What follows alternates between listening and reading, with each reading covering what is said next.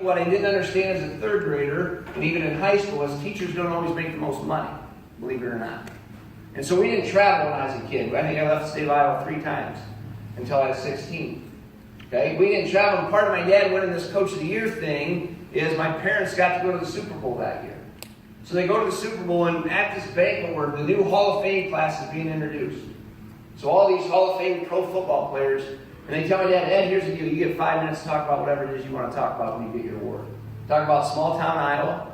You can talk about your 4 guys in the NFL. You can talk about your coaching philosophy, whatever it is, just keep it to 5 minutes. At this time, I was a teacher and a coach at Union High School.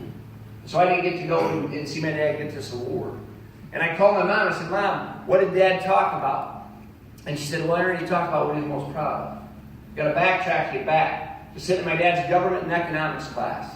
See, the first lesson we covered in class that was never in our textbook was that we came from somewhere special. Now, if you're going to be from Aplington-Parkersburg, you can accomplish and do whatever it is you want to do. Be a lawyer, a doctor, an accountant, whatever it is, teacher. Doesn't matter. You can do whatever it is you put your mind to. Because it's somewhere special. It's not like this everywhere else. The other thing my dad loved to tell us is never forget where you came from. You see, when you become successful, do not forget about where you started and who developed and invested in you to help you become the successful people that you're one day going to become. And I will tell you, when one adult figure truly believes they work at the greatest school there is, it becomes contagious. And by him belief in what he did and his belief in us as young people, we truly thought we could accomplish whatever we wanted.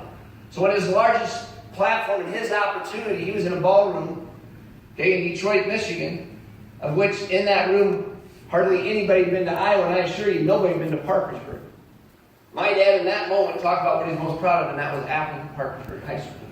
Because he was not ashamed that we were from a small school, that we don't have a stoplight in our town.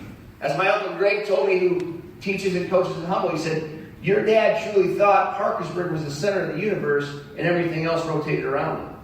My dad had an opportunity. He could have been a 4A football coach, could have been a small college football coach, could have been assistant in Iowa State, UNI, or Iowa. But he loved Parkersburg. And I will tell you, when one person or a group of people get passionate and excited about a school or a community, it can't help but rub off. And so that sense of pride, that sense of community, it wasn't just things my dad told us in his classroom to try to give him a better effort. It's what he truly believed and what he was passionate about.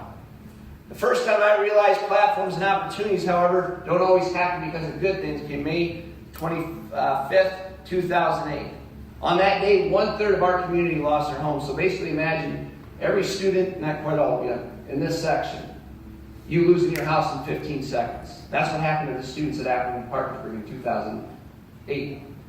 And every major news network in the country shows up to Parkersburg. 7 people were killed that day in our town. And so, with all the media showing up, showing the worst devastation, and then they go find people to interview. You know how it works. You watch the Weather Channel or the news. They show all the devastation. I always say they try to go find the village idiot to interview. Somebody who knows what they'll say. Well, they interviewed my dad. I hope it's because he was been a leader in our community for 34 years. And on that day, my parents lost their home and everything they owned. Not only that, our high school was completely destroyed. So my dad lost where he went to work. City Hall was destroyed. So my mom had no place to go to work either on Monday. And so when he's being interviewed, the media was setting him up for the poor me. Oh, what are you going to do now? What's possibly going to happen to your town that this happened? Will you ever be able to rebuild? Will all your students leave your school? In that moment, I'll never forget my dad's response. He said, well, we're going to dust ourselves off. We're going to get ourselves up, and we're going to move forward. And I think the thing that struck me the most is he said, Parkersburg will be better after this tornado than it was prior to. And when I listened to my dad that day, listened to how they were setting him up for the poor me questions, the biggest thing that stood out to me was this. When he answered any questions, he never once said I. It was never about him. It was about the community's whole. He realized 8 people had lost loved ones that day. 7 people in Parkersburg, 1 in the neighboring town of New Hartford. He knew things could have been a whole lot worse. Not only that, but he truly thought as a leader, he needed to set the tone that you could overcome losing all these things and hopefully get yourself up and move forward. Also during that devastation, I will tell you nothing meant more to my father than when former students, staff members, community members who hadn't been in Parkersburg in 10, 20, maybe even 30 years came back to Parkersburg to help because he knew Parkersburg mattered to him. And when our 4 NFL guys who were still playing pro football in 2008 could all just wrote my dad a check. Coach, here's some money. Sorry, the school got hit. Take this, use it where you see fit. All 4 of those guys that got on a plane and flew back to Parkersburg because Parkersburg mattered. And they went and they helped a science teacher who no longer had any family and lost her house. And they went and they helped her dig all her belongings out. Because they remembered when they were 15, 16, 17-year-old kids just like you, and that teacher said, hey, you can go to the University of Iowa. You can be a pro football player. You can do whatever it is you put your mind to. They didn't forget that, so they went back and helped. It wasn't just our NFL guys. We had people who taught in North Carolina and Colorado and Missouri, getting their cars and they drove home. 2 brothers in Texas got on a plane and they flew to Parkersburg because Parkersburg mattered. And the reason it matters is because when they were your age, the way people invested in them and the sense of pride they took in their community and their school.